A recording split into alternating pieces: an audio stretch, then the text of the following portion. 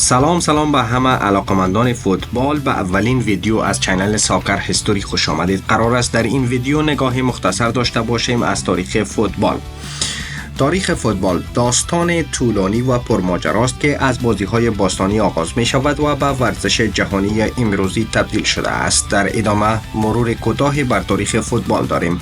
ریشه های باستانی فوتبال. چین باستان حدود 2500 سال پیش بازی به نام دسوجو که در چین بازی می شد، در آن توپ چرمی را با پا به سمت یک هدف می زدند. این بازی شباهت های به فوتبال امروزی داشته است. در یونان و روم باستان بازی های مانند هارپاستوم و اپسکروس وجود داشت که در آنها توپ با دست و پا جابجا می شده است. تمدن های آمریکای مرکزی، مایا و آستک ها نیز بازی های با توپ داشتند، اما قوانین و هدف آنها متفاوت از فوتبال امروزی بوده است. فوتبال مدرن انگلستان قرون وسطا تا قرن 19.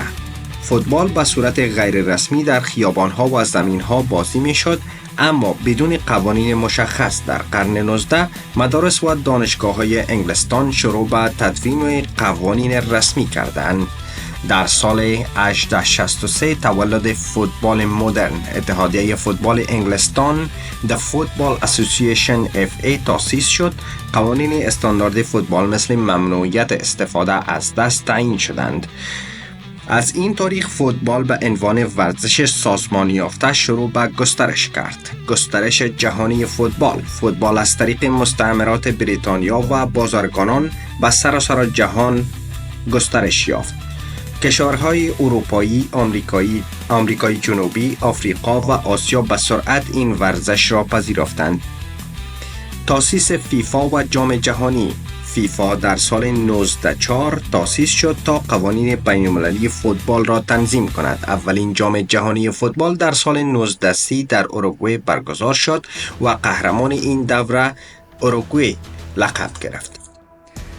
تشکر میکنم از تماشای این ویدیو و برای ویدیوهای دیگر در مورد تاریخ فوتبال چینل ساکر هیستوری را سابسکرایب کنید و همچنان در آخر پوزش میطلبم به دلیل تمام کمی و کاستی هایی که این ویدیو داشت.